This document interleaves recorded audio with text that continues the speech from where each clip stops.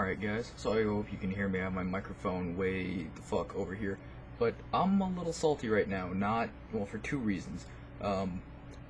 Also, sorry for the low webcam quality. I'm working on getting a new one of those, but this is what I have to work with right now. As I was getting ready to start this video, I was going to film it on my GoPro, but it looks like I'm not going to be able to use my GoPro for a while until I find a place that can replace the lens, because it slid off my desk and hit the upper receiver of a G&G polymer upper and just shattered this lens. Like, if you don't even believe me, there, shattered the fuck out of this lens off of hitting, I don't even think you can see where it hit, but it didn't hit the rail or the red dot on this. It hit somewhere along here, and I don't even know where it hit, but it hit somewhere on this rounded piece and just shattered the fuck out of that lens.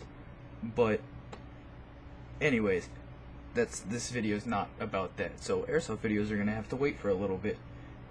And this is actually a video I'm going to upload to my YouTube channel and email it to Evkie customer service, because if you remembered in my last airsoft video where I made it the DSG, let me move you guys over a little bit, right? That's the right way, yeah. Alright, so if you remember my last DSG video, I sent my motor back to get an RMA on it because one of the screws fell out of the end bell and caused it to stop working. And so, with me still being in the 45-day warranty, instead of fixing it, I decided to give it back to Evkie to get a new motor for. And so, this is the old motor. They said that this motor was damaged beyond repair when it showed up to them. And if it's because of these marks right here, that's only residue from electrical tape. Because when this end bell fell off, I took it out of the gun and didn't want to lose any parts, so what I did was I put it back on and then I took electrical tape and then taped it from here over to hold the end bell in place for the rest of the day until I could get it back in shipping. Now granted, once I got it back in shipping, I took that tape off just because I knew everything would be in the box. But anyways, this is the motor that they said is damaged beyond repair, and the screw that fell out is actually this one right here that you guys can't see because this is like a 240p webcam. But anyways, this silver screw came out of a Lonex A1 motor that fits right in there. This top one right here, if I can find it, yeah, this top one right here is still a stock ASG screw. And so this is the old motor. Here is the new motor. As you can see, same, oh god, alright, spin. Same exact motor. One has the black pinion and the other one has the silver pinion on it. Same exact motor, except you can tell the new one has those two black screws in the bottom end bell and the other one has that silver screw. But same exact motor, condition wise, everything is exactly the same. So anyways, they said that this one was, as I was saying before, is damaged beyond repair. So I told them, I'm like, it's not damaged beyond repair. Then the guy even told me that I installed it wrong. Like, you can install motors wrong. Like, I understand you can put the positive and negative on backwards and then fuck up your bevel to pinion gear because you'll spin it backwards into your anti-reversal latch and then strip the fuck out of your pinion gear and strip a section out of your bevel gear. But I don't know how you screw up a motor so much you fuck up the coils inside, the windings inside, and everything else.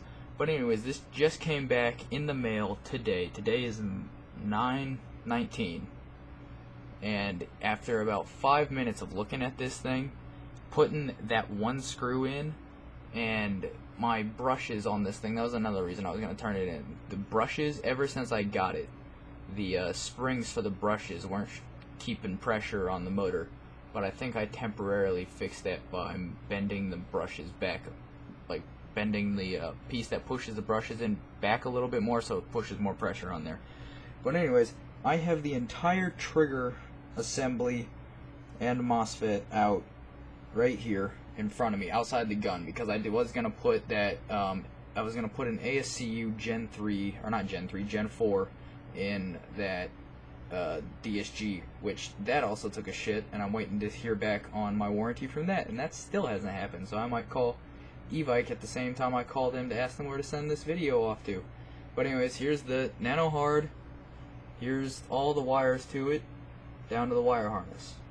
So what we're gonna do here is I'm gonna try to keep, or I'm gonna bend this down a little bit more so you'll be able to see everything. Alright, so what we're gonna do is we are going to take this and we're going to connect it up as if it was put in the gun. So our negative to our negative and our positive to our positive. And now we're gonna hold on to the motor. Actually, we're going to connect up. Actually, where'd my trigger sled go? Oh, here it is. Alright. So, we're going to connect up the battery to the MOSFET, and so that everybody knows that the MOSFET's working, I'm going to try to get it so it lights up. Should light up blue once I connect the battery. This is the same battery I was using before.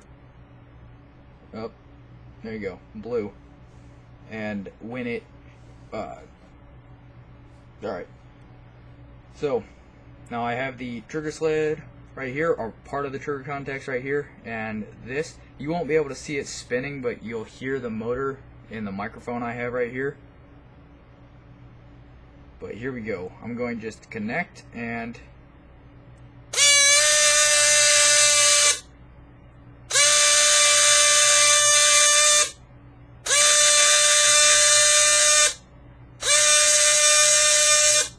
this motor still works just fine, except, you know, they didn't want to give me my warranty on it. And if you want to compare that to how the new one sounds, now the new one definitely sounds crisper or cleaner, because for some reason my pinion gear is grinding on this piece somewhere. Where are you guys at? You're down here. It's grinding on this piece below the spring for some reason. It's grinding on that. So this right here, this was the old one, see? Missing a screw, or missing that second black screw. Here is the new one with the both black screws brand new. Hasn't even been tossed, well, it's been tossed in the gun once to test out that ACU before that took a shit. So, again, new one, right here. Doing this all in frame still, so this one is our positive, this one is our negative. We're gonna hold this, get the batteries, our trigger sled, alright, and then we need our pusher. So again, we have our new one with the silver pinion, our trigger sled, and our other contact piece to complete the circuit. Same 11-1, haven't unplugged it, haven't undone anything. Here we go.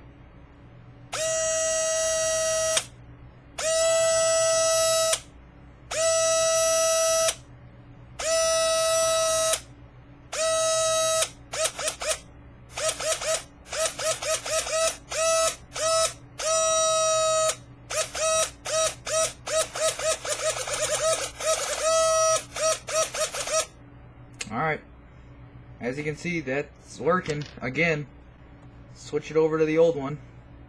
And yes, this one is much quieter, but as I was saying before, if I had a higher quality webcam, or if I was using my GoPro that didn't decide to just fall and shatter on a polymer body for no random ass reason, I would show you this, or I'll take a picture on my phone and insert it somewhere. But you can see there's some definite wear for some reason of why this piston is, or this pinion gear is holding on to the shaft up here. But I don't know why. I mean, if I pull up on it, there's about a millimeter or two of clearance. But as soon as I let go, the magnets suck it back down to do whatever with. And if their RMA would have taken 2 seconds to look at it, or obviously they did, that they took the absolute minimal 2 seconds to look at this motor and told me it was no longer worth using.